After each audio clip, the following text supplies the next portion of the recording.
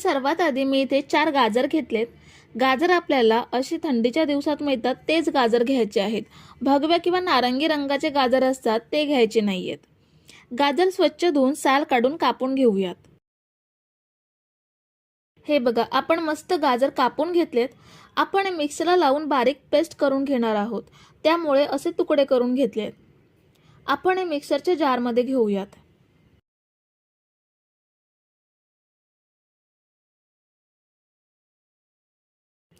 आता यामध्ये आपण 1 वाटी दूध घेऊयात। गरम करून थंड केलेलं दूध 1 वाटी एवढं घ्यायचं आहे। आता आपण हे मिक्सरला लावून ह्याची मस्त प्युरी बनवून घेऊयात।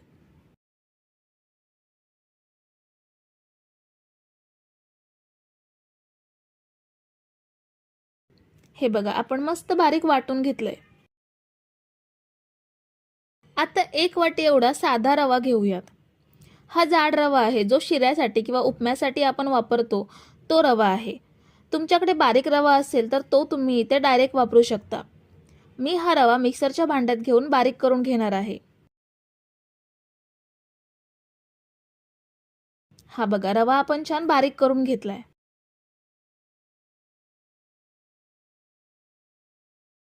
आता एका मिक्सिंग बाउलमध्ये बारीक केलेला रवा घेऊयात। ह्यामध्ये आपण 1 वाटी मैदा घेऊयात आणि आता आपण जी गाजराची प्युरी बनवून घेतली आहे ती ह्यामध्ये ॲड करूयात। पाव चमचा एवढं मीठ ॲड करूयात आणि आपल्याला हा रवा दुधात छान भिजवून घ्यायचा आहे, म्हणून अजून अर्धी वाटी दूध आपण ह्यामध्ये ॲड करूयात। दुधामध्ये रवा भिजवून घेणं महत्त्वाचं आहे, कारण आपण जो पदार्थ बनवणार आहोत तो छान मऊसूत झाला पाहिजे।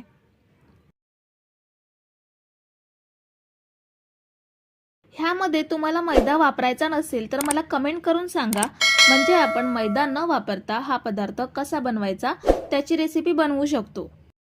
तर आपण सगळं साहित्य छान मिक्स करून घेतलंय। आता ह्यावर झाकण ठेवून 15 मिनिटे रवा छान भिजवून घेऊयात। रवा भिजेपर्यंत आपण साखरेचं दाटसर पाणी बनवून घेऊयात। एका भांड्यात 2 वाटी एवढी साखर घेऊयात आणि 2 वाटी एवढं पाणी घ्यायचं आहे। मीडियम गॅसवरती साखर छान वितळवून घ्यायची आहे। 2 ते 3 मिनिटात साखर छान वितळली आहे आणि पाण्याला उकळी सुद्धा आली आहे। पण अजून आपण 5 मिनिटे हे मीडियम गॅसवरती उकळून घेऊयात, म्हणजे साखरेचं पाणी थोडं दाटसर होईल। आपल्याला 1 तारी किंवा 2 तारी पाक बनवायचा नाहीये, फक्त साखरेचं पाणी आपण दाटसर बनवून घेणार आहोत। तर आपण हे अजून 5 मिनिटे शिजवून घेतलंय। ह्यामध्ये अर्धा चमचा वेलची पावडर ॲड करूयात। वेलची पावडर छान मिक्स करून घ्यायची आहे। वेलची पावडर मिक्स करून घेतली आहे। आता आपण गॅस बंद करूयात आणि हे साईडला ठेवूयात। आता रवा भिजवून 15 मिनिटं झाली आहेत। बघू शकता, रव्याने पाणी शोषून घेतलंय, त्यामुळे मिश्रण थोडं घट्ट झालंय। आपल्याला हे थोडं पातळ करून घ्यायचं आहे। जसं केकसाठी बॅटर बनवतो अगदी सेम तसंच बॅटर बनवून घ्यायचं आहे। त्यासाठी ह्यामध्ये आपण पाऊण वाटी एवढं दूध ॲड करूयात। पुन्हा आपण हे छान मिक्स करून घेऊयात। ह्याची टेस्ट अजून वाढवण्यासाठी ह्यामध्ये आपण दूध पावडरचा सुद्धा वापर करू शकतो किंवा खवा सुद्धा ह्यामध्ये ॲड करू शकतो, पण बिना खव्याचं किंवा बिना दूध पावडरचं सुद्धा हे खूप छान लागतं।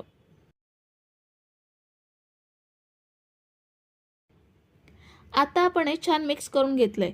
ह्यामध्ये पाव चमचा बेकिंग पावडर ॲड करूयात। ह्याऐवजी बेकिंग सोडा सुद्धा वापरू शकता आणि पाव चमचा एवढी वेलची पावडर ॲड करूयात। पुन्हा आपण हे छान मिक्स करून घेऊयात। आपण हे आता छान मिक्स करून घेतलंय। आता फ्राय करून घेऊयात। गॅसवरती पॅन ठेवलाय, त्यामध्ये तळण्यासाठी तेल सुद्धा घेतलंय। तेल चांगलं मीडियम गरम झालंय। ह्यामध्ये आता थोडं थोडं बॅटर ओतूयात। तेलात ओतल्यावर हे बरोबर आकार घेतं। ह्यांना अजिबात पसरवायचं नाहीये की वरून तेल सुद्धा सोडायचं नाहीये। गॅसची फ्लेम मीडियम ठेवून हे छान फ्राय करून घेऊयात।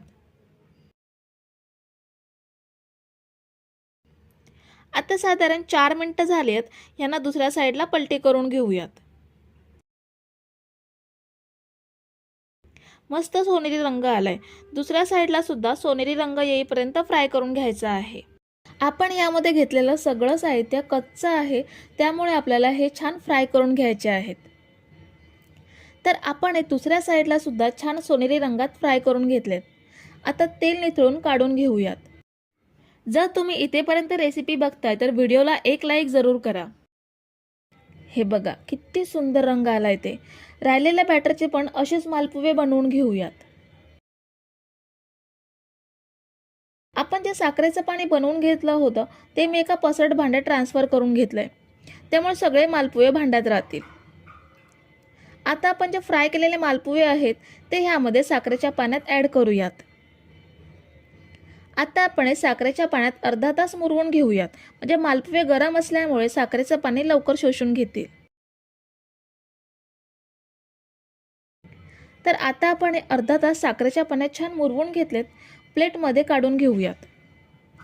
खूप मस्त दिसत आहेत. ह्यामध्ये आपण फूड कलर वगैरे काहीच न वापरता बघू शकता किती सुंदर दिसत आहेत ते, आणि मस्त रसरशीत आणि मऊ लुसलुशीत झालेत.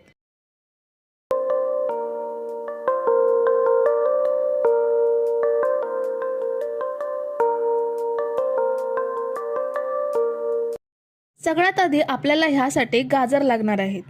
इथे मी 3 मोठे फ्रेश गाजर घेतलेत. आपल्याला ह्या गाजरांना स्वच्छ धुवून सालं काढून कापून घ्यायचे आहेत. हे बघा आपण गाजर छान कापून घेतलेत. आपल्याला हे मिक्सरला लावून घ्यायचे आहेत, त्यामुळे मिक्सरला चांगले वाटले जातील असे तुकडे करून घ्यायचे. आता हे गाजराचे तुकडे मिक्सरच्या जारमध्ये घेऊयात. त्याच सोबत घेऊयात अर्धी वाटी दूध. गरम करून थंड केलेलं दूध घ्यायचं आहे. दुधाऐवजी पाण्याचा सुद्धा वापर करू शकता. आता आपण हे छान बारीक वाटून घेऊयात. तर हे बघा आपण हे वाटून घेतलेत. मस्त मऊसर पेस्ट बनवून घेतली आहे. आता आपण हे शिजवून घेऊयात. गॅसवरती खोलगट पॅन ठेवलाय, त्यामध्ये 1 चमचा तूप घेऊयात आणि यामध्ये बनवून घेतलेली गाजराची पेस्ट ॲड करूयात. ह्यामध्ये आपल्याला पाणी किंवा दूध काहीच न घालता हे छान शिजवून घ्यायचं आहे. गाजर मिक्सरला लावून बारीक केल्यामुळे शिजायला जास्त वेळ लागत नाही. तुपामध्ये साधारण मिनिटभर परतल्यावर ह्यावरती झाकण ठेवून हे 3 ते 4 मिनिटं मीडियम गॅसवरती शिजवून घेऊयात.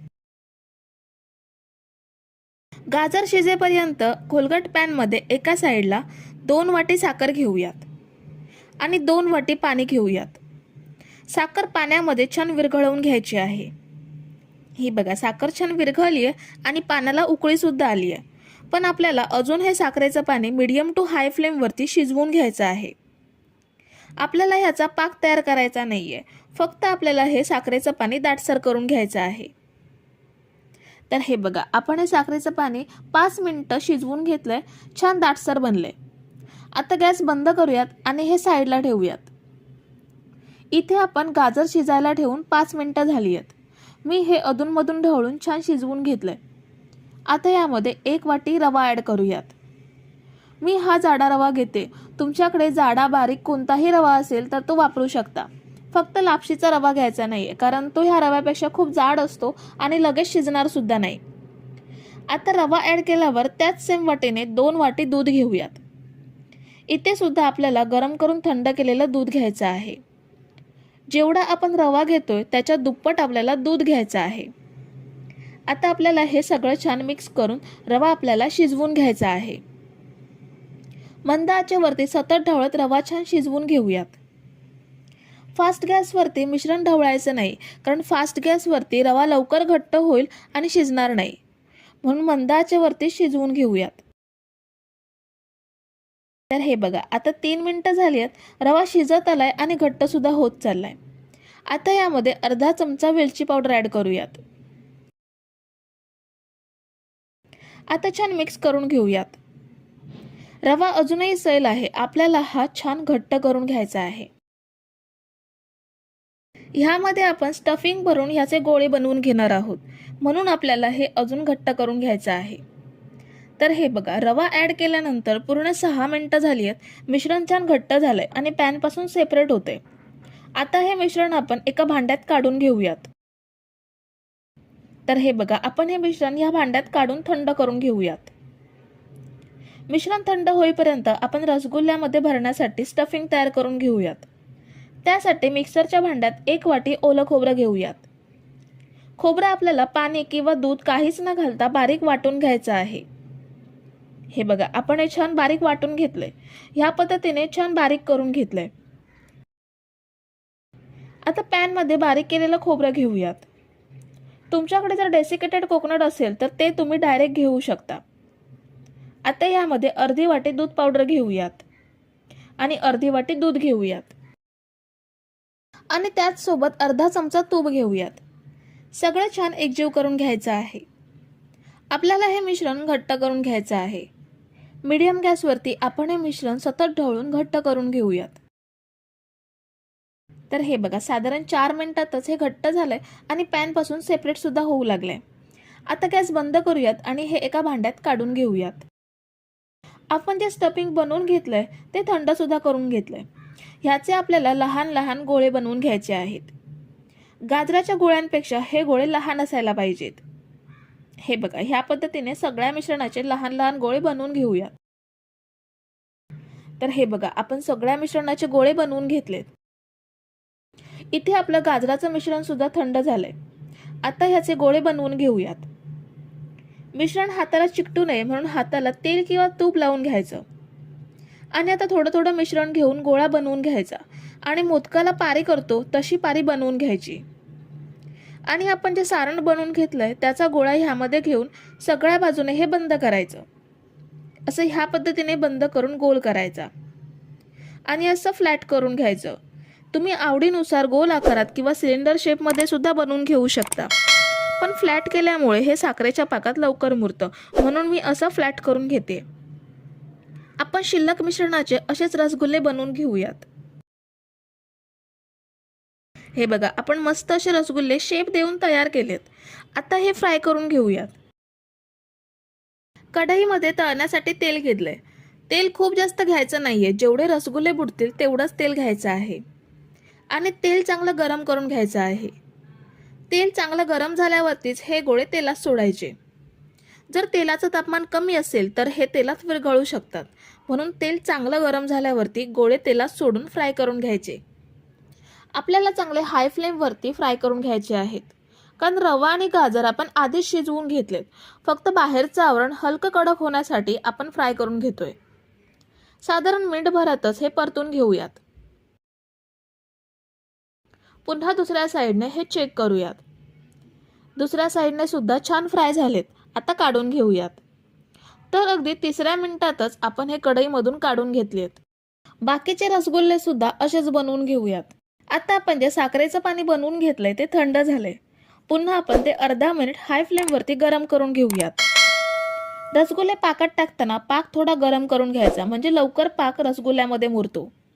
जर तुम्ही इथेपर्यंत रेसिपी बघताय तर रेसिपीला एक लाईक जरूर करा. हे बघा, आपण हे अर्धा मिनिट पाक गरम करून घेतलाय. गॅस बंद करूयात आणि रसगुल्ले पाकात सोडूयात. इथे पुन्हा एकदा लक्षात घ्या, आपण गॅस पूर्णपणे बंद केलाय आणि रसगुल्ले पाकात सोडतोय. हे रसगुल्ले 15 ते 20 मिनिटात चांगले मुरतात. तर हे बघा, आपण मस्त असे रसरशीत मऊसूत गाजराचे रसगुल्ले बनवून घेतलेत. गाजराचा हलवा तर नेहमी बनवतो, एकदा रसगुल्ले नक्की बनवून पहा, खूप छान लागतात टेस्टला. आतमधल्या सारणामुळे हे खूप चविष्ट लागतात. तर मंडळी, रेसिपी कशी वाटली हे कमेंट करून नक्की सांगा आणि व्हिडिओला न विसरता लाईक करा. रेसिपी तुमच्या मित्रमैत्रिणींसोबत शेअर करा आणि चॅनलला सबस्क्राईब केलं नसेल तर लगेच सबस्क्राईब करून घ्या. थँक्यू.